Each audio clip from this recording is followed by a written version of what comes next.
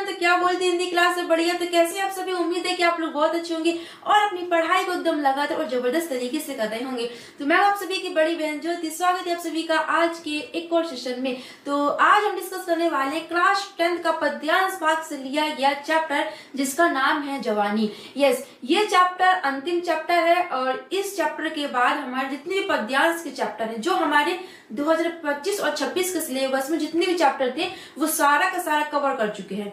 और ये चैप्टर हमारा लास्ट चैप्टर है। इसको हमने लास्ट में इसलिए करवाया, आपको लास्ट में इसलिए बता रहे हैं क्योंकि जितने भी चैप्टर हैं आपके, उसमें सबसे ज्यादा जो हार्ड चैप्टर है, सबसे ज्यादा जो परेशानी आती है समझने में, वो इसी चैप्टर में आती है। क्योंकि ऐसा चैप्टर है कि इसमें बहुत ही घुमा फिरा के आपको समझाना पड़ता है, कि मतलब बहुत सारा कुछ घुमाना फिराना पड़ता है, तब जाकर के समझ में आता है। और इसी घूमने फिरने के चक्कर में, मतलब घुमा फिरा के बातों को कहने के चक्कर में आपके समझ में नहीं आ पाती, आप मतलब पता नहीं लगा पाते हैं कि इसकी सटीक व्याख्या क्या है। ठीक है, तो चिंता करने की बिल्कुल भी बात नहीं है। इस चैप्टर की जो एकदम सटीक व्याख्या है, सीधे सीधे आपके दिमाग में छपने वाली है। कुछ भी घुमा फिरा के नहीं बताएंगे आपको, सीधा सीधा एक एक अर्थ बताएंगे, एक लाइन का अर्थ बताएंगे, व्याख्या बताएंगे, कैसे आपको आपके एग्जाम में लिखनी है वो बताएंगे। ठीक है, तो बाकी का जो भी अपने क्लास में स्टार्ट करेंगे। तो चलिए फिर क्लास को स्टार्ट करते हैं। तो क्लास को स्टार्ट करने से पहले सभी को प्यारी प्यारी सी good morning, good afternoon, good evening, Radhe Radhe, जय श्री राम, जय माता की, जय भगवान की बोल, जय बब्बा की। तो उम्मीद है आप लोग अपनी पढ़ाई को बहुत ही अच्छे तरीके से कर रहे होंगे। तो देखिए, सबसे पहले जब भी मैं आपको पद्यांश पढ़ाती हूँ, पद्यांश से रिलेटेड टॉपिक पढ़ाती हूँ, तो आपको हमेशा स्टार्टिंग में बोलती हूँ कि अपने 2 मार्क्स कंफर्म कर लीजिए। ठीक है, और हमेशा से बोलती हूँ तो आपको भाई करना भी चाहिए। ठीक है, और वो 2 मार्क्स क्या होते हैं कि मैंने आपको बताया कि भाई पद्यांश भाग में क्या होता है कि 2 मार्क्स का संदर्भ पूछा जाता है। ठीक, और संदर्भ क्या होता है हर बार बताती हूँ, इस बार ही बता देती हूँ कि जो भी आपके पद्यांश भाग से क्वेश्चन आते हैं, जैसे कोई भी पैराग्राफ दिया होता है तो उसमें से 2 मार्क्स का संदर्भ पूछा जाता है। उसका मतलब क्या होता है कि आपको जो कविता दी गई है, जो पद्यांश दिया गया है, उसका जो नाम है वो लिखना है, मतलब टॉपिक का नाम है वो लिखना है। उसके बाद उस कविता को किसने लिखा है, उसके रचयिता कौन है वो लिखना है। ठीक है, तो इससे हमारे 2 मार्क्स कंफर्म हो जाते हैं। क्लियर। तो देखिए, जो हमारे जवानी चैप्टर है वो हमारे माखनलाल चतुर्वेदी जी ने लिखा है। ठीक है, उम्मीद है आपको यहाँ पर दिख रहा होगा कि जो माखनलाल चतुर्वेदी जी हैं उन्होंने हमारे जवानी चैप्टर को लिखा है। अब यही नहीं कि जो जवानी चैप्टर है, जो कविता सिर्फ वही लिखा है, नहीं, माखनलाल चतुर्वेदी जी ने 2 कविताओं को लिखा है। कौन कौन सी? एक आप देख रहे होंगे पुष्प की अभिलाष, जो बहुत ही छोटी, सिर्फ इतनी ही है। ठीक है, एक पैराग्राफ और होगा, और सेकंड कविता है जवानी। तो आज हम माखनलाल चतुर्वेदी जी की जवानी कविता को क्लियर करने वाले। ठीक है, और माफी चाहेंगे क्योंकि एक ही चैप्टर, मतलब एक पूरी कविता को, जवानी जो पूरी कविता है, इसको हम एक ही वीडियो में नहीं आपको बता सकते हैं, क्योंकि जो चैप्टर है उसको समझने में थोड़ा बोल सकते हैं कि 40 से 50 मिनट लग सकते हैं। मतलब 40 से 50 मिनट लग सकते हैं, थोड़ा लॉन्ग चैप्टर है। और 40 से 50 मिनट की वीडियो भाई हमारे फोन में एक्सपोर्ट नहीं हो पाती, बिकॉज कुछ इश्यू है, इस वजह से। तो उसके लिए माफी चाहेंगे आपसे। तो इस चैप्टर को हम 2 पार्ट में करके कवर करेंगे। ठीक, पार्ट 1, पार्ट 2। तो आधा पार्ट आज कवर करेंगे और जो बाकी का जो बचेगा उसको हम सेकंड वीडियो में कवर करेंगे। ठीक है, तो डरने की बात नहीं है। जिस भी भाई बहन को ये चैप्टर बहुत ही हार्ड लगता है, बिल्कुल सिंपल तरीके से एग्जैक्ट व्याख्या आपको बताने वाले हैं। और अगर आप इस चैप्टर को पूरा पढ़ते हैं, और कमेंट बॉक्स में जरूर बताइएगा कि आपको ये चैप्टर आपने पहले पढ़ा है या कुछ भी डाउट था, तो इस वीडियो को देखने के बाद आपका डाउट क्लियर हुआ कि नहीं हुआ। विश्वास कीजिए 101%, 101% बोल रहे हैं कि जहां भी आपने पढ़ा है, जिससे भी पढ़ा है, सब कुछ सब बढ़िया पढ़ाया है। लेकिन जितने भी आपको डाउट होते हैं ना इस चैप्टर को लेकर के, वो इस वीडियो को देखने के बाद एकदम समाप्त हो जाएंगे। कैसे आपको व्याख्या लिखनी, आप कॉन्फिडेंस के साथ व्याख्या उसकी लिख सकते हैं। ठीक है, तो चलिए फिर स्टार्ट करते हैं। तो देखिए, एक तो हमारी माखनलाल चतुर्वेदी द्वारा, माखनलाल चतुर्वेदी ने क्या लिखा है, पुष्प की अभिलाषा लिखी है, और एक क्या लिखा है, जवानी। तो जवानी को क्लियर करने वाले हैं हम।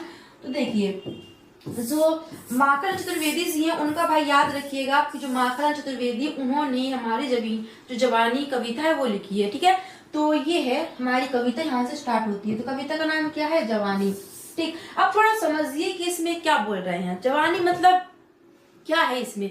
तो देखिए, मैं आपको हमेशा बताती हूँ कि कवियों का काम यही होता है कि वो हर एक चीज में मनुष्य को संकेत देते, मतलब हर एक चीज में वो ह्यूमन बींग्स जो होती है, मतलब जो मनुष्य होते हैं, उसको मोटिवेट करते हैं। तो वैसे ये भी चैप्टर है। जो हमारे माखनलाल चतुर्वेदी जी हैं, वो जवानी मतलब क्या होता है, जो युवा वर्ग होता है। ठीक, जवानी समझ सकते हैं कि जो 18 से 25 की जो उम्र होती है, उसमें व्यक्ति जो होती है, जो गर्ल्स होती है, वो जवानी में आती है, मतलब उसको युवा वर्ग बोलते हैं, युवा अवस्था बोलते हैं। तो जवानी मतलब युवा वर्ग। तो जो माखन चतुर्वेदी जी हैं वो हमारे जो युवा वर्ग, जैसे हम लोग युवा वर्ग अवस्था में ही आते हैं, आप लोग युवा अवस्था में ही आते हो, तो 18 से 25-26 की उम्र ऐसी होती है जो युवा अवस्था में आती है। तो इनको बोलते हैं, इनको मोटिवेट करते हैं, इनको जगाते हैं कि यही वो उम्र है, क्या कि यही वो उम्र है जो तुम आलस करके बैठ जाते हो, अपना जो काम है उसको छोड़ देते हो, सोचते रहते हो, इधर उधर फोन में लगे रहते हो। तो जो आपकी युवा अवस्था है ना, तो ये जो जवानी है ना, उसको आप ऐसे व्यर्थ मत कीजिए, क्योंकि इस टाइम को निकल जाने के बाद अगर आप कुछ सोचेंगे करने की तो आप नहीं कर पाएंगे। वो कहते हैं ना कि हर एक चीज का समय होता है, जैसे शादी का एक समय होता है कि मतलब 22-23 होता है, तो शादी का समय वही होता है। उससे पहले हम सोचेंगे कि 12-13 वर्ष में हम शादी कर दें तो वो नहीं हो सकता, हालांकि पहले हो जाता है लेकिन अब नहीं होता है। तो वैसे 18 से 25 ये हमारी युवा अवस्था होती है। इसी एज में, ये जो एज होती है, इसी में हमारे अंदर जुनून होता है, कुछ करने की जिज्ञासा होती है। इसी उम्र में हम कुछ भी कर सकते हैं, जो हम अपने सपने को देख रहे हैं, बड़ा से बड़ा सपना हम इसी एज में पॉसिबल कर सकते हैं, इसी एज में वो जुनून होता है करने का, ना तो उससे पहले होता है। और 25 से 26-27 के बाद बोल सकते हैं, तो उसके बाद भी नहीं होता, टाइम निकल जाता है। तो यही बोलते हैं हमारे कवि, ये जो तुम्हारा टाइम है, जो तुम्हारी जवानी है ना, इसमें बहुत शक्ति है, इसको पहचानो, इसको यूज करो, फालतू कामों में इसको मत लगाओ। तो ये युवा अवस्था को जगाते हैं, क्या हम जैसे लोगों को वो जगा रहे हैं। तो यही पूरी इसमें कविता है, यही बताया गया कि जो कवि हमारे वो जवानी मतलब युवा अवस्था की जो लोग हैं, उनकी जो जवानी होती है उसको जागरूक करना चाहते हैं कि तुम अपनी जवानी को यूं ही मत गवाओ, इसको किसी अच्छे काम में लगाओ, देश के विकास के लिए, अपने मम्मी पापा के सपनों को पूरा करने के लिए इसमें लगाओ। ठीक है, तो चलिए फिर यहाँ से आपको समझ आ जाएगा कि क्या क्या कैसा नहीं है। ठीक है, तो चलिए फिर टॉपिक को स्टार्ट करते हैं। सिंपल, तो जवानी मतलब युवा अवस्था, तो युवा अवस्था भी लिख सकते हैं, युवा वर्ग भी लिख सकते हैं, जवानी भी लिख सकते हैं, तीनों चीज एक ही होती है। 18 से 25 की उम्र में भी हम भाई जवान होते हैं, और यही हमारी युवा अवस्था होती है, और यही युवा वर्ग होते हैं। ठीक है, तो तीनों चीज एक ही है, बस शब्द अलग अलग है। ठीक है, तो चलिए फिर स्टार्ट करते हैं। तो क्या लिखा है भाई स्टार्टिंग में कि प्राण अंतर में लिए पागल जवानी, कौन कहता है कि तू विधवा हुई खो आज पानी। देखिए, एक एक का अर्थ अच्छे समझिएगा, एक एक शब्द का अर्थ अच्छे समझना, बिल्कुल कंफ्यूजन नहीं होना है। सब कुछ दिमाग का जो भी आपने पढ़ा है, जो कुछ भी नहीं पढ़ा, सब कुछ हटा दीजिए। ठीक है, सब कुछ हटा दे, सब कुछ भूल जाइए और ध्यान से मन लगा के एक एक शब्द को सुनिएगा। ठीक है, तो देखिए, प्राण अंतर में लिए पागल जवानी, जवानी मतलब जवानी बोल सकते हैं, बताए आपको, युवा अवस्था बोल सकते हैं, युवा वर्ग बोल सकते हैं। प्राण क्या होता है, अंतर में लिए मतलब अंदर लिए हुए, मतलब अंदर धारण किए हुए। और प्राण यहाँ पर जो शब्द लिखा है, इसका मतलब क्या होता है, प्राण तत्व। प्राण तत्व का मतलब क्या हो जाएगा कि जोश, उत्साह, शक्ति, जुनून। बताया आपको कि 18 से 25 उम्र ऐसी होती है जिसमें व्यक्ति को जोश होता है, जुनून होता है, जिज्ञासा होती है। तो वही बोला है कि हे पागल जवानी या हे युवा वर्ग, तू अपने अंदर प्राण तत्व को लिए हुए है, अर्थात तू अपने अंदर शक्ति को, जोश को, उत्साह को, तेज को अपने अंदर समेटे हुए है। कौन कहता है कि तू, क्या बोलते हैं, कौन कहता है कि तू विधवा हुई। विधवा देखिए क्या होता है, जिस स्त्री का, पुरुष बोल सकते, जिस स्त्री के जो पति की डेथ हो जाती है उसको विधवा बोलते हैं, हम सामान्य भाषा में जानते होंगे। तो जो एक विधवा स्त्री होती है, उसकी जो हालत होती है, उसकी जो दशा होती है, बहुत ही दयनीय दशा होती है। वो जो स्त्री होती है वो असहाय हो जाती है, सहाराहीन हो जाती है, उसका मतलब सहारा नहीं होता है कोई, वो निस्तेज हो जाती है। मतलब बोल सकते हैं कि विधवा स्त्री की जो दशा होती है वो मतलब एक मरे हुए व्यक्ति के समान होती है। ठीक है, लेकिन यहाँ पर विधवा का अर्थ किसके लिए लिया गया, जवानी के लिए। तो इसका अर्थ यहाँ पर क्या हो जाएगा, असहाय बोल सकते, सहाराहीन बोल सकते, निस्तेज बोल सकते, जिसका तेज खत्म हो, जिसका तेज नष्ट हो गया हो। ठीक है, तो विधवा का मतलब क्या हो जाएगा, असहाय, जिसका तेज नष्ट हो गया हो, या फिर जो मरे हुए के समान हो गई हो। ठीक है, अब आगे क्या लिखा है, पानी, खो आज पानी, मतलब आज खो करके। पानी का क्या होता है, स्वाभिमान। पानी का जल होता है, लेकिन किसके लिए लिया गया आपको पता होना चाहिए, नहीं है पता तो मैं बता देती हूँ कि हर एक शब्द का अर्थ अलग अलग अलग सिचुएशन में अलग अलग होता है। ठीक है, पानी मतलब जल होता है, लेकिन यहाँ पर जवानी के लिए लिया गया, तो उसके लिए क्या हो जाएगा, स्वाभिमान, प्रतिष्ठा, मान सम्मान, इज्जत। ठीक है, तो पानी मतलब इज्जत लिख सकते हैं, स्वाभिमान लिख सकते हैं, मान सम्मान लिख सकते हैं, प्रतिष्ठा लिख सकते हैं, कुछ भी लिख सकते हैं जिसपे आप कंफर्टेबल हो, मतलब सबका एक ही है। ठीक है, तो आराम समझिएगा। तो कभी हमारे क्या बोलते हैं कि हे पागल जवानी या फिर हे युवा वर्ग, दोनों में से किसी भी एक शब्द को लिख सकते हैं, या फिर आप हे पागल जवानी लिखिए, या फिर हे युवा वर्ग, या फिर हे युवा अवस्थाओं की जवानी। युवा अवस्था की जवानी लिख सकते हैं, युवा वर्ग लिख सकते हैं, हे पागल जवानी लिख सकते हैं। ठीक है, डिपेंड करता है आपके ऊपर कि आपको क्या अच्छा लग रहा है। ठीक है, मतलब सबका एक ही है। तो कैसे लिखेंगे, क्या बोलते हैं हमारे कवि कि हे पागल जवानी तू अपने अंदर प्राण तत्व को समेटे हुए है, अर्थात तू अपने अंदर शक्ति तेज उत्साह को समेटे हुए है। तुझसे ये कौन कहता है कि तू अपने स्वाभिमान को खो करके विधवा हो, अर्थात तू निस्तेज हो गई है, तू अपने स्वाभिमान को खो करके असहाय हो गई है।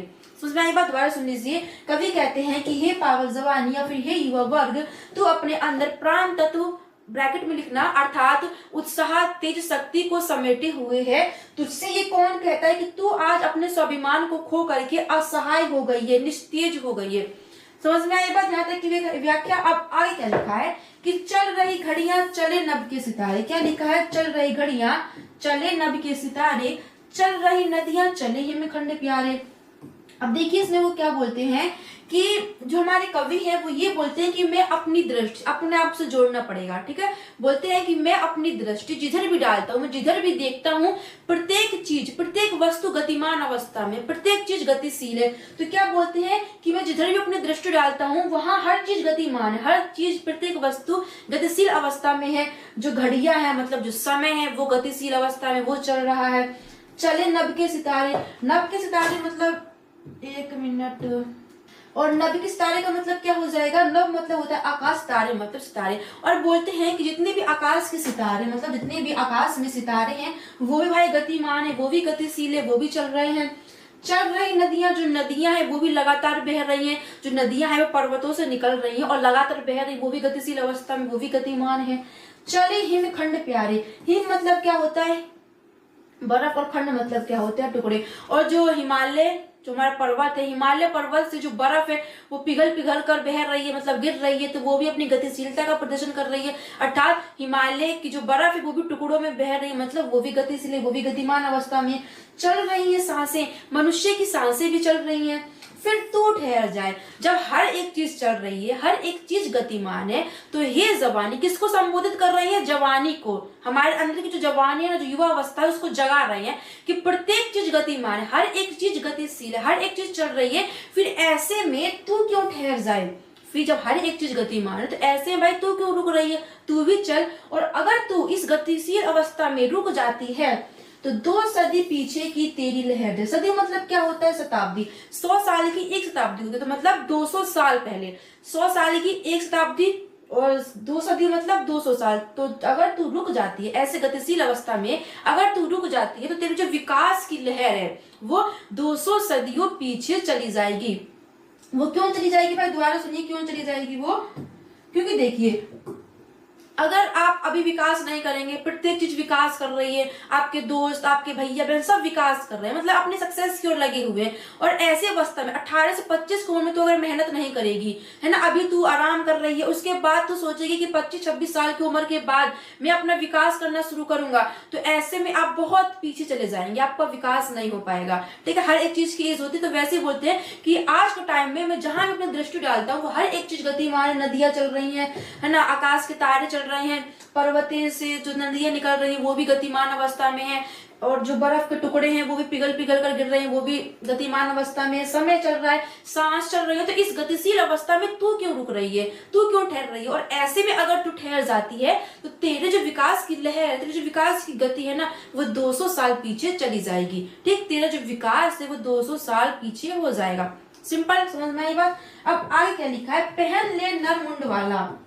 क्या लिखा है, पहन ले नर मुंड माला, उठ सुमंड सुमेरु कर ले, भूमि सातु पहन बाना आजधानी, प्राण तेरे साथ है उठरी जवानी। प्राण याद करिए, याद रखिएगा, प्राण तत्व मतलब तेज, उत्साह, शक्ति, जिज्ञासा, जोश।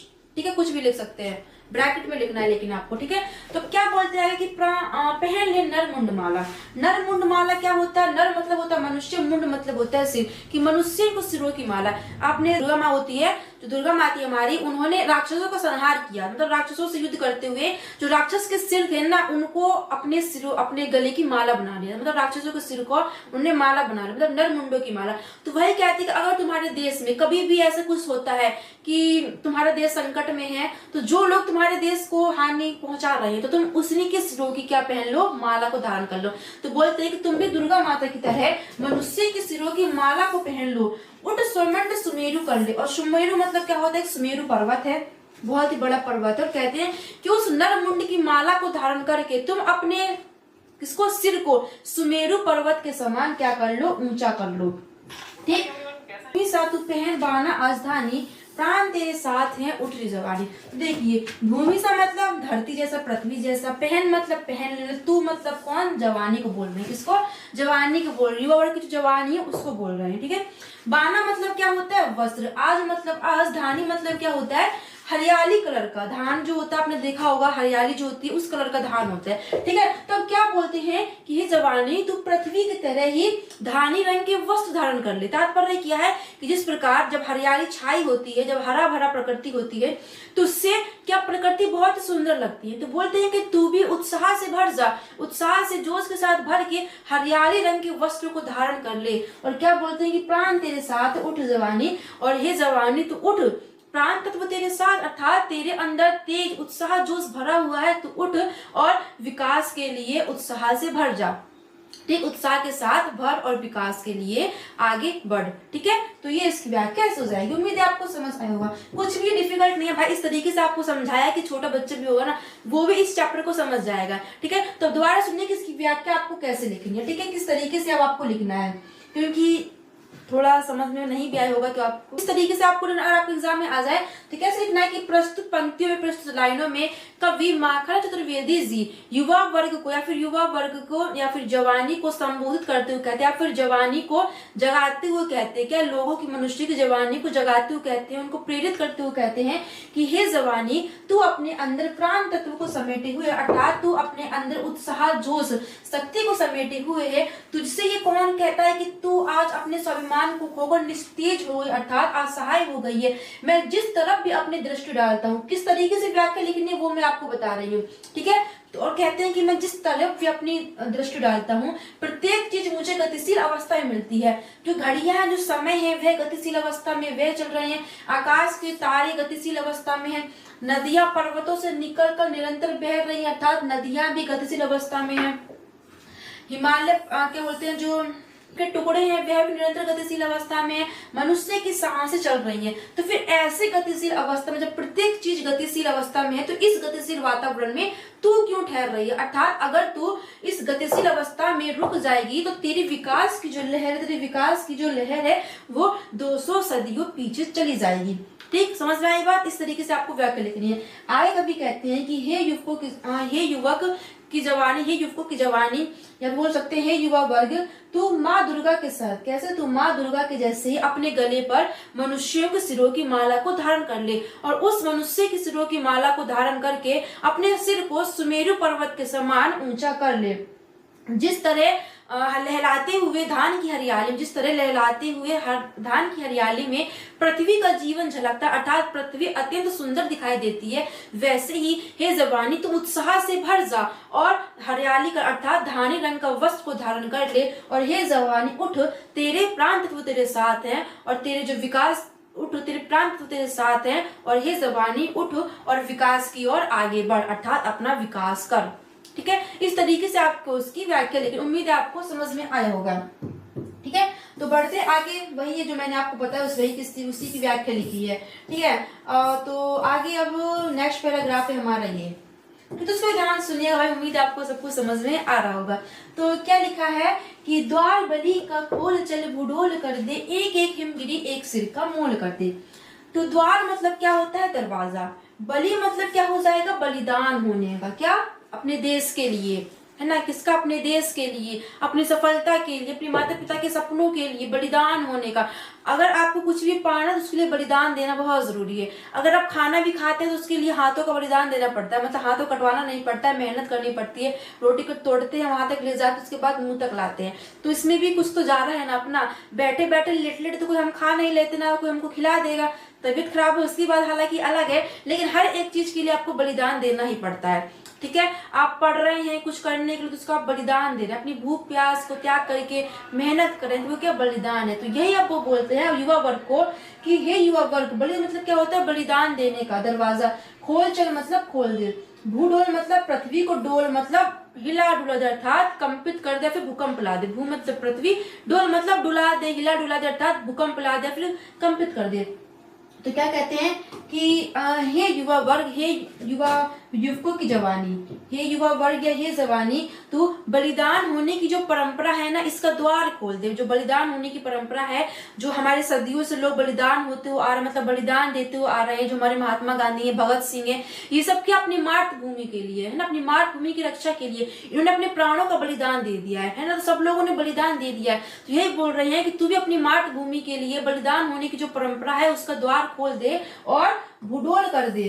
और क्या कर दे, इस भूकंप ला दे, मतलब इस पृथ्वी पर भूकंप ला दे, अर्थात दरवाजा खोल करके पृथ्वी को कंपित कर दे। समझ में आया बात इस लाइन का? आगे क्या बोलते हैं कि एक एक हिमगिरी एक सिर का मोल कर दे। हिमगिरी मतलब क्या हो जाएगा, हिमालय पर्वत। हिम मतलब मतलब गिरी मतलब पर्वत, हिम मतलब हिमालय, तो हिमालय पर्वत। और मोल मतलब क्या होता है, त्याग कर देना, बलिदान कर देना। मोल करते यहाँ पर क्या हो जाएगा, त्याग कर देना अर्थात बलिदान कर देना। और कवि कहते हैं कि तू हिमालय की सुरक्षा के लिए, क्या हिमालय के एक एक टुकड़ों के लिए तू अपने एक एक सिरों का त्याग कर दे। अर्थात अगर हिमालय की रक्षा के लिए, अगर कभी हिमालय पर कोई संकट आता है, तेरे देश पर कभी संकट आता है, तो उसकी रक्षा के लिए तुम अपने एक एक सिरों का त्याग कर दो। ठीक, अर्थात हिमालय की सुरक्षा के लिए अपना बलिदान दे दो, अपने सिरों का बलिदान दे दो। क्लियर? मसल कर अपने इरादों से उठाकर दो हथेली है कि पृथ्वी गोल कर दे। अब इसका अर्थ डीप समझिएगा, इसका अर्थ बहुत डीपली निकलता है। मसल कर मतलब इन दोनों लाइनों का अर्थ समझिएगा। मसल कर मतलब क्या हो जाएगा, दबाकर। अपने इरादों से मतलब क्या हो जाएगा, संकल्पों से। क्या इरादा मतलब क्या हो जाएगा, संकल्प। ठीक है, उठाकर मतलब उठाकर, दो हथेलियों मतलब हथेलियां पृथ्वी को गोल कर दे। अब देखिए इसका मतलब समझिए क्या कहना चाह रहे हैं, कि बोलते हैं कि इरादों से मतलब इसमें जो हमारे संकल्प है उसको हमारे हथेलियों से तुलना किया है। किसकी, जो संकल्प है हमारे उसकी तुलना किससे की गई है, हथेली से तुलना की गई है। संकल्प है ना बहुत ऊंचे, तुम्हारे जो इरादे हैं, संकल्प जो क्या बोलते हैं, इरादे मतलब संकल्प, कि तुम्हारे जो संकल्प, तुम्हारे जो इरादे है ना बहुत ऊंचे हैं। और इन इरादों को, इन संकल्पों को पूरा करने के तुम्हारे पास क्या है, दो हथेलियां है। क्या है, तुम्हारे इन संकल्पों को पूरा करने के लिए तुम्हारे पास दो हथेलियां हैं। हमको कुछ भी काम करना है, कुछ भी चीज करनी है, तो हमारे पास हाथ होना बहुत जरूरी है। इन हाथों के जरिए हम बहुत कुछ कर सकते हैं। तो यही बोला है कि तुम्हारे जो संकल्प है ना वो बहुत ऊंचे हैं, और इन संकल्पों को पूरा करने के लिए तुम्हारे पास दो हथेलियां हैं।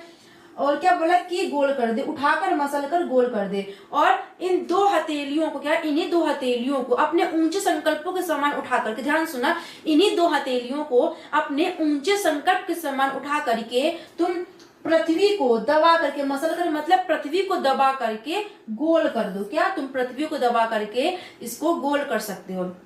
मतलब क्या कह रहे हैं, ध्यान सुनिएगा इसका अर्थ, कि कभी कहते हैं कि तुम्हारे जो संकल्प है ना बहुत ऊंचे, तुम्हारे जो संकल्प है वे बहुत ऊंचे हैं, और इन संकल्पों को पूरा करने के लिए, इन इरादों को पूरा करने के लिए तुम्हारे पास दो हथेलियां हैं। और अपनी हथेलियों के समान, क्या अपने ऊंचे संकल्पों के समान इन दोनों हथेलियों को ऊंचा उठा करके तुम इस पृथ्वी को दबा करके गोल कर सकते हो।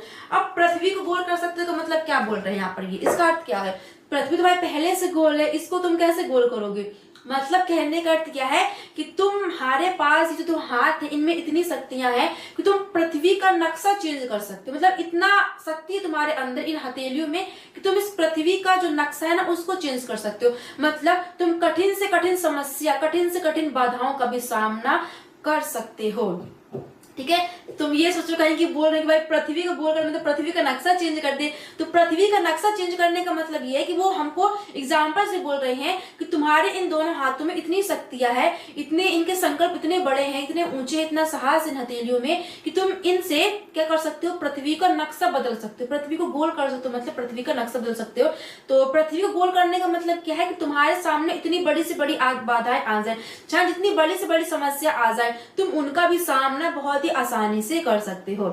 समझ में आई बात, एकदम क्लियर, क्रिस्टल क्लियर समझ में आ रहा होगा। ठीक है, ध्यान समझना। तो समझ में आई बात, क्या बोल रहे हैं यहाँ पर। अब आए क्या बोल रहे हैं कि रक्त है या नसों में क्षुद्र पानी। क्या, रक्त है या नसों में क्षुद्र पानी। प्रश्न करते हैं नसों मतलब क्या होता है, नसें आप जानते होंगे, जो नसें होती हैं वो। ठीक है, क्षुद्र मतलब क्या हो जाएगा, तुच्छ या फिर बेकार। जांच कर मतलब जांच ले, तू शीश दे देकर जवानी। शीश मतलब क्या होता है, अपना सर। अब वो क्या बोलते हैं कि रक्त है या नसों में क्षुद्र पानी, जांच, कहाँ गया,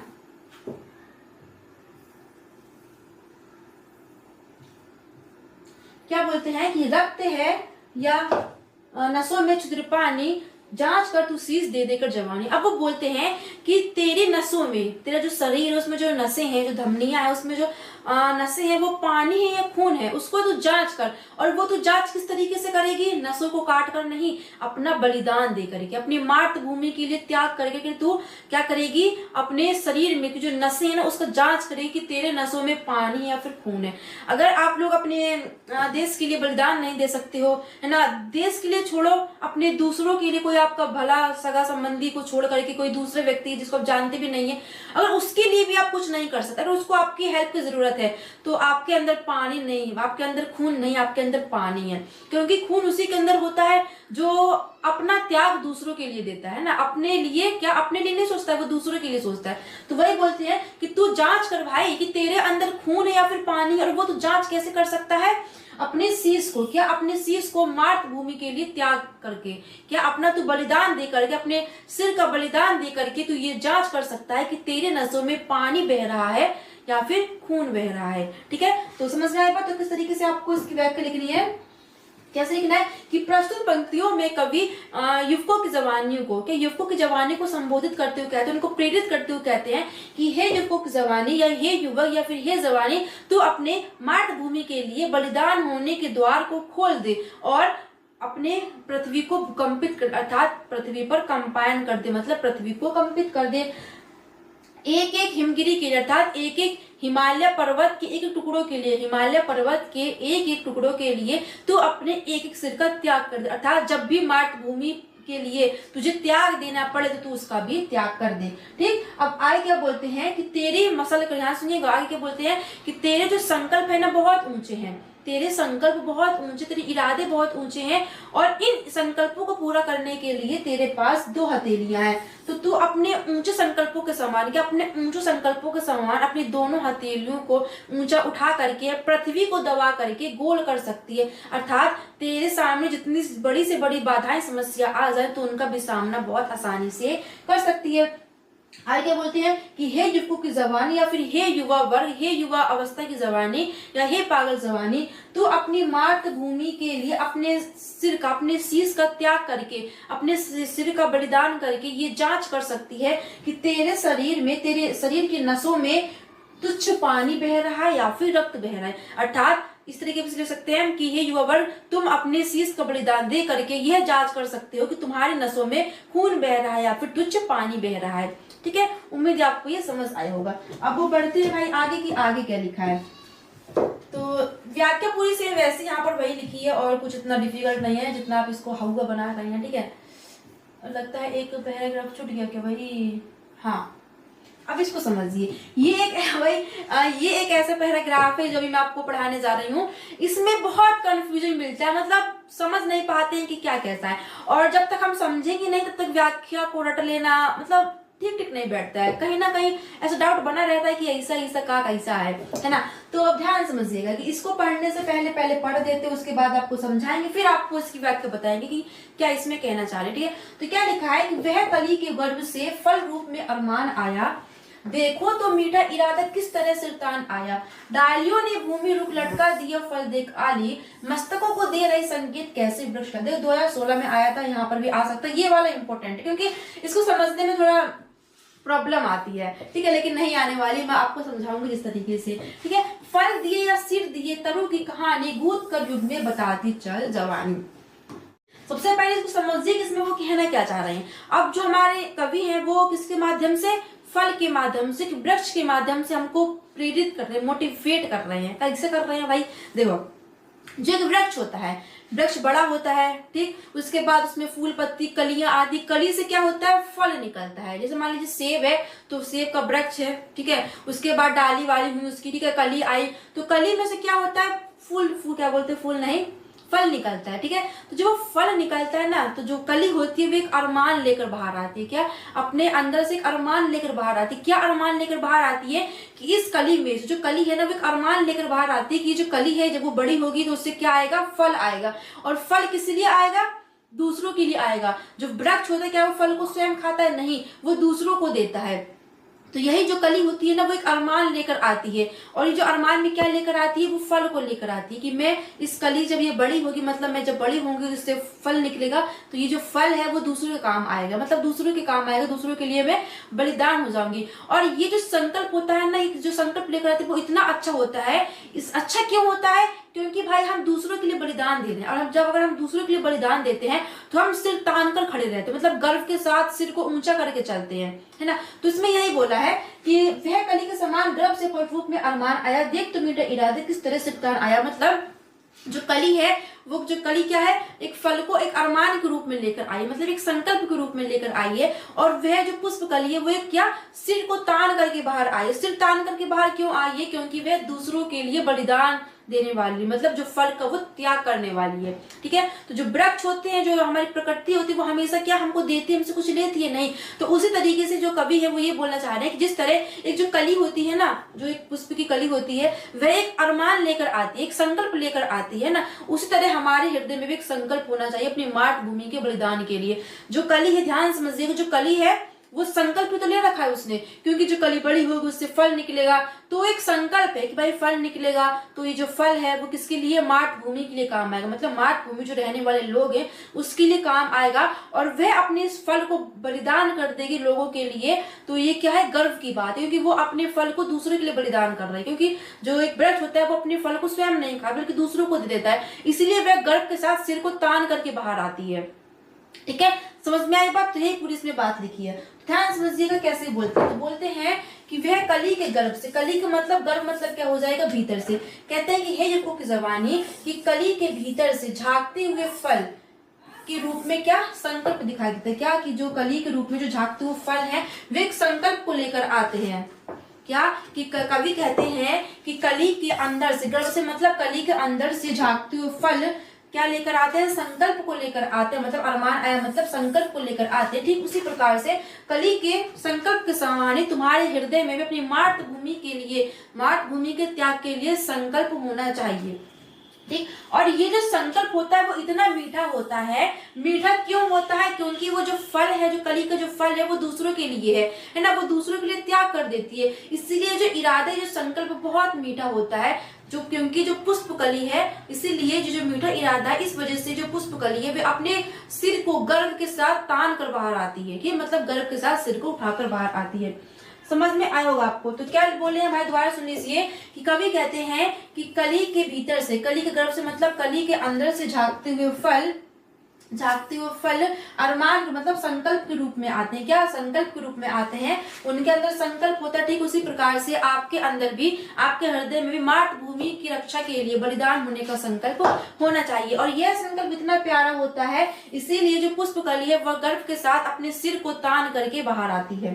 ठीक, डालियों ने भूमि रुक रुक मतलब क्या होता है, तरफ, मतलब भूमि की तरफ, कि जो डालियां हैं उन्होंने भूमि की तरफ लटका दिया फल देख आली।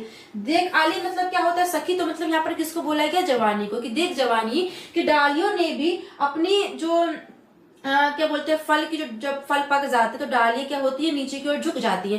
तो ये बोलते हैं कि फल पक जाने के कारण, जब फल पक चुके हैं, इसीलिए डालियों ने अपना जो सिर है वो भूमि की तरफ लटका दिया, मतलब झुका दिया है। ठीक है, और मस्तकों को दे रही संकेत कैसे वृक्ष डाली। मस्तकों मतलब आप देखो कितनी अच्छी बात कही है कि जो वृक्ष है वो हमारे मनुष्य के मस्तकों को संकेत दे रही है, कि जिस तरह जो वृक्ष है वो अपनी डालियों को क्या बोलते हैं, मातृभूमि के बलिदान के लिए, मतलब दूसरों के लिए, दूसरों के हित के लिए झुका देते, अपना त्याग कर देते। ठीक वैसे ही तुम्हें भी अपने मस्तकों का त्याग अपनी मातृभूमि की रक्षा के लिए कर देना चाहिए, मतलब दूसरों के प्रति, दूसरों के लिए, अपनी मातृभूमि की रक्षा के लिए क्या करना चाहिए, त्याग कर देना चाहिए। ठीक, फल दिए या सिर दिए तरु की कहानी। अब क्या बोलते हैं कि जो वृक्ष है उन्होंने फल दिए हैं, और उसी प्रकार तुमको क्या देना है, अपने सिर देना है। मतलब फल क्या है, सिर को बोला इन्होंने, क्या बोला है, फल को क्या बोला है, सिर बोला है, कि भाई ठीक है वृक्षों ने तो फल दिए हैं और तुमको सिर देना है। और इस तभी मतलब इस वृक्ष की कहानी को गूंथकर युग में, कि आने वाले युग में माला की तरह गूंथकर तुमको बताते चलना है। ठीक है, समझ में आया बात? तो इस तरीके से आपको इसकी व्याख्या लिखनी है। तो सुन लीजिए अब कैसे लिखना है, उम्मीद है आपको समझ में आया होगा। तो क्या लिखना है कि प्रस्तुत पंक्तियों में कवि कहते हैं कि हे युवकों की जवानी, या फिर हे जवानी तुम फल के भार से, क्या फल के भार से लदे हुए वृक्षों को देखो, वह अपना मस्तक पृथ्वी की ओर झुकाए हुए खड़ी है, मतलब पृथ्वी की ओर झुका रखा है। ठीक है, बोलते हैं आगे कि हे युवकों की जवानी, क्या कहते हैं कि तुम कली के गर्भ से, कली के भीतर से झांकते हुए फल को देखो, वह किस तरीके का अरमान अपने अंदर लेकर आए हैं। ठीक वैसे ही तुम्हारे हृदय में भी मातृभूमि की रक्षा के लिए कठिन संकल्प होना चाहिए। और यह संकल्प इतना मीठा होता है, यह संकल्प इतना अच्छा होता है, इसीलिए जो पुष्प कली है वह गर्व के साथ अपने सिर को तान करके बाहर आती है। आइए कहते हैं कभी कि फल पक जाने के कारण, जब फल पक जाते हैं तो जो डालियां हैं उन्होंने अपने सिर को, क्या अपने फल को अर्थात अपने सिर रूपी फल को भूमि की ओर लटका दिया है, जिससे कि वे फल हैं वो मातृभूमि के काम आ जाए, अर्थात मातृभूमि जो रहने वाले लोग हैं उनके काम आ जाए। अब क्या बोलते हैं कभी कि वृक्षों ने तो फल रूप में अपने सिर का त्याग दिया, कि वृक्षों ने अपने फल रूपी सिर का त्याग दिया है, ठीक उसी प्रकार आप भी अपने सिर का त्याग करके, आप अपने सिर का त्याग करके वृक्षों की बलिदान होने की परंपरा का, तरह की कहानी मतलब वृक्षों की बलिदान होने की परंपरा का क्या करो, आचरण में ढालो। क्या जैसे वृक्षों ने क्या किया है, अपना बलिदान दे दिया, मतलब सिर रूपी क्या दिया, फल का त्याग दे दिया, ठीक वैसे ही आप भी मातृभूमि की रक्षा के लिए अपने सिर का बलिदान कर दो, अपना त्याग कर दो। और इस वृक्ष की कहानी मतलब क्या हो जाएगा, तो ये कहानी मतलब वृक्ष की कहानी, अर्थात वृक्षों की बलिदान होने की परंपरा की जो कहानी है उसको अपने आचरण में ढालो, अपने जीवन में अपनाओ और आवश्यकता अनुसार, मतलब युग की आवश्यकता अनुसार स्वयं को उसकी प्रगति रूपी प्रगति रूपी माला में गूंथते हुए आगे बढ़ते चलो। प्रगति रूपी माला में गूंथते हुए आगे चलो का मतलब क्या हो जाएगा कि तुम वृक्षों की जो कहानी है बलिदान होने की उसको अपनाओ और आने वाली पीढ़ियां हैं उनको भी बताते चलो, वृक्षों की जो कहानी बलिदान होने की उनको भी बताते चलो। ठीक है, तो समझ आया होगा, होपली आपको दोबारा सुन लीजिए किस तरीके से लिखना। ठीक है भाई, 2-3 बता रहे क्योंकि ये थोड़ा डिफिकल्ट है, अच्छे सुनिएगा।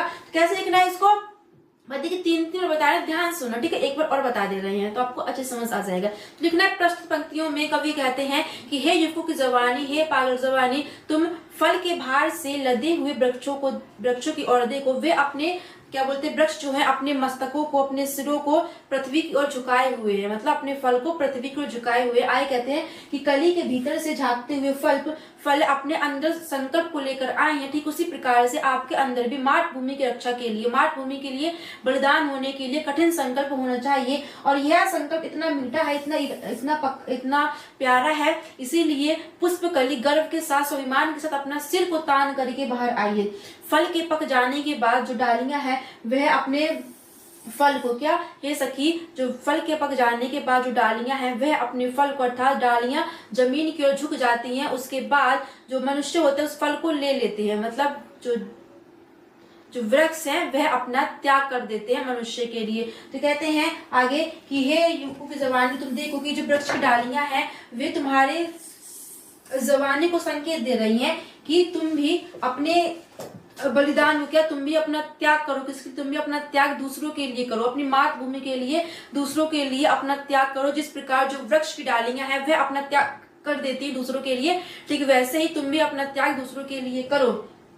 आए कवि कहते हैं कि वृक्षों ने अपने सिर के रूप में फल त्याग दिए हैं, ठीक वैसे ही तुम भी अपने मातृभूमि की रक्षा के लिए सिर का त्याग कर दो और वृक्षों की बलिदान होने की परंपरा को अपने जीवन में उतारो। तो वृक्षों की बलिदान होने की जो कहानी है इसको अपने जीवन में उतारो, अपने आचरण में ढालो और आवश्यकता अनुसार, युग की आवश्यकता अनुसार आने वाली, स्वयं को आने वाली जो प्रगति है उसको क्या करो, माला में गूंथते हुए आगे बढ़ते चलो। अर्थात वृक्षों की जो कहानी है, परंपरा है बलिदान होने की, उसको अपने जीवन में अपनाओ और आने वाले जो युग, आने वाली जो पीढ़ी है उसको भी आवश्यकता अनुसार बताते चलो।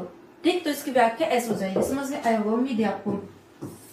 अब आगे भाई क्या लिखा है, ध्यान सुनिएगा, बहुत ही अच्छा है। हाँ, तो ये हम लास्ट करेंगे, उसके बाद जो आगे के टॉपिक है वो हम किसी और चैप्टर में, मतलब किसी और वीडियो में डिस्कस करेंगे। ठीक है, तो जो फल वाला अभी बताया वो आपको अच्छे से समझ आया होगा, उम्मीद है आपको, ध्यान सुनिएगा तो समझ आएगा, होपली आपको अच्छे से आया होगा। अब देखिए यहाँ क्या लिखा है कि श्वान के सिर हो चलन तो चाटता है, भौंक ले क्या सिंह को भी डांटता है। तो श्वान मतलब क्या होता है, कुत्ता। अब यहाँ पर कुत्ते के एग्जाम्पल समझा रहे हैं कि श्वान मतलब होता है कुत्ता, सिर हो मतलब सिर तो होता है लेकिन चलन तो चाटता। क्या बोलते हैं कि सिर तो कुत्ते का भी होता है, क्या जो सिर है वो कुत्ते का भी होता है, लेकिन फिर भी वह चाटता, क्या वह चाटुकारी करता है, मतलब वह अपने मालिक के पैर को ही चाटता रहता है अपनी इच्छा पूर्ति के लिए। आपने कुत्ते को देखा होगा, जो कुत्ता होता है क्या होता है भाई, उसको खाने पीने के लिए चाहे उसको मारो चाहे कुछ भी करो, लेकिन मैं पूरी तरीके से अपने मालिक पर डिपेंड रहता है। तो बोलते हैं यही कि सिर तो भाई कुत्ते का भी होता है, लेकिन उसके अंदर स्वाभिमान नहीं रहता, क्योंकि वह दूसरों को क्या करता है, पैरों को चाटता है, उसका स्वाभिमान नष्ट हो जाता है।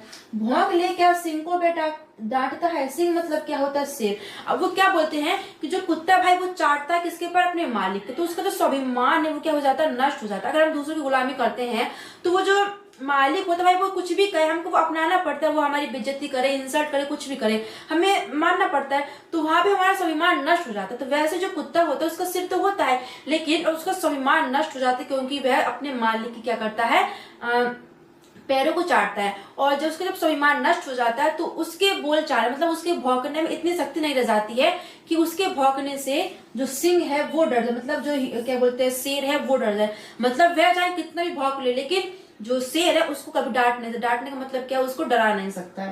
ठीक, रोटियां कहाँ खाए कि साहस खो चुका है। और जैसे ही जो कुत्ता होता है वो अपने मालिक की रोटियों को खाता है, मतलब दूसरों की रोटियों को खाता है, तो रोटियों खाने के बाद वह अपने साहस अर्थात अपनी शक्ति को, अपने स्वाभिमान को खो चुका होता है। मतलब रोटियां खाती हुए अपने स्वाभिमान को खो देता है, प्राणी को पर प्राण से वह जा चुका है। इसीलिए स्वाभिमान को खोते ही वह जो कुत्ता है वो प्राणित होता है, मतलब जीवित तो होता है लेकिन मरे हुए के समान होता है। क्या कि वह जीवित तो होता है, स्वाभिमान खोने के बाद वह जीवित तो होता है, लेकिन वह मृत्यु के समान, मतलब वह अपने प्राण को खो चुका होता है। ठीक, मतलब प्राणी तो है लेकिन उसमें प्राण नहीं, क्योंकि वह दूसरों पर निर्भर है, दूसरों के लिए वो दूसरे की भाई गाली गलौज सुनता है अपने पेट की पूर्ति के लिए। तो इसका मतलब क्या, वो क्या कहना चाहते हैं कि तुम जो युवकों की जवानी, तुम अपने इच्छा पूर्ति के लिए, तुम अपने कामों के लिए दूसरे पर डिपेंड मत रहो, मतलब दूसरे के अधीन मत रहो। अगर तुम्हें भूख लगे, अगर तुम्हारे पास कुछ नहीं है, दूसरे की गुलामी मत करो, स्वयं से करो, सब कुछ करो। क्योंकि अगर तुम किसी गुलामी करते हो तुम्हारा जो स्वाभिमान है वो नष्ट हो जाता है, कुत्ते की तरह तुम्हारा जो स्वाभिमान है वो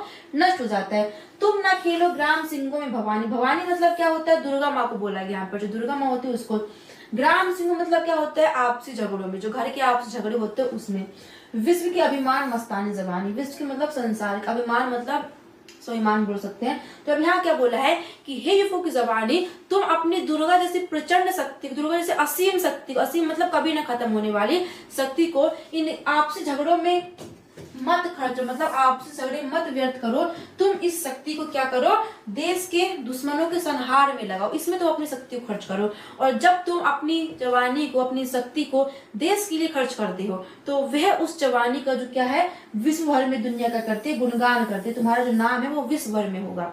ठीक, तो इसमें यही बोला गया है कि अगर आप दूसरों को क्या बोलते, क्या प्रेरित करते हैं, वो जैसे कुत्ता होता है वो अपनी इच्छा पूर्ति के लिए दूसरों पर निर्भर रहता है, तो उसका जो स्वाभिमान है वो नष्ट हो जाता है। ठीक वैसे ही तुम्हें भी कुत्ते की तरह अपना स्वाभिमान नष्ट करके नहीं जीना है, अपना स्वाभिमान के साथ भले एक रोटी कम खाओ लेकिन स्वाभिमान के साथ जियो। ठीक है, तो कैसे इसकी व्याख्या लिखनी है वो देख लीजिए। तो प्रश्न पंक्तियों में कवि कुत्ते के माध्यम से समझाते हैं कि हे युवा वर्ग की जवानी, कि सिर्फ तो कुत्ते का भी होता है लेकिन उसका स्वाभिमान नष्ट हो जाता है, क्योंकि वह अपनी इच्छा पूर्ति के लिए अपने मालिक या फिर दूसरे के पैर को चाटता है। साहस खो जाने का मतलब स्वाभिमान को खो जाने के कारण उसके वाणी में इतनी शक्ति नहीं रहती है कि वह एक सिंह को डरा सके, अर्थात वह चाहे जितने भौंके लेकिन एक सिंह को नहीं डरा, अर्थात एक शेर को नहीं डरा सकता है। रोटियां खाते ही, क्या अपने मालिक की रोटियां खाते ही वह अपना साहस खो चुका था, वह अपना स्वाभिमान खो चुका है, और वह प्राणी होते हुए भी प्राण खो चुका होता, मतलब प्राणी होते हुए भी वह क्या जीवित नहीं होता है। क्लियर। अब वो क्या बोलते हैं कि हे युवकों की जवानी, खेलो ग्राम सिंहों में विश्व के अभिमान जमानी, और बोलते हैं कि हे युवकों की जवानी, तुम अपनी प्रचंड दुर्गा जैसी प्रचंड असीम शक्ति को इन आपसी घर के झगड़ों में मत व्यर्थ करो, बल्कि देश की सुरक्षा के लिए, देश के जो दुश्मन है उनके संहार में लगाओ। और जब तुम अपनी जवानी को देश की सुरक्षा के लिए लगाते हो तो ऐसी जवानी की जो दुनिया सराहना करती है, मतलब ऐसी जवानी की दुनिया क्या करती है, लोहा मानती है, मतलब दुनिया इसको याद करती है। ठीक है, तो इस तरीके से आपको इसकी व्याख्या लिखी, उम्मीद है आपको समझ आया होगा। तो भाई इस तरीके से यहाँ पर हमारा चैप्टर आधा फिनिश होता है, और बाकी का जो चैप्टर बचा है वो हम आगे नेक्स्ट वीडियो में डिस्कस करेंगे। तो कितना है भाई, मतलब 3-4-5 और बच्चे, उसके बाद हमारा चैप्टर खत्म हो जाएगा। तो उम्मीद है भाई आपको ये चैप्टर अच्छे समझ आया होगा। इतना डिफिकल्ट चैप्टर है फिर भी हमने बहुत अच्छे तरीके से आपको समझाने की कोशिश की है। अगर आप इस वीडियो को फुल देखते हैं, अगर आपको समझ आया तो प्लीज कमेंट बॉक्स में जरूर बताइएगा। बाकी मिलते हैं नेक्स्ट वीडियो में, तब तक के लिए सभी को thank you, all the best and take care.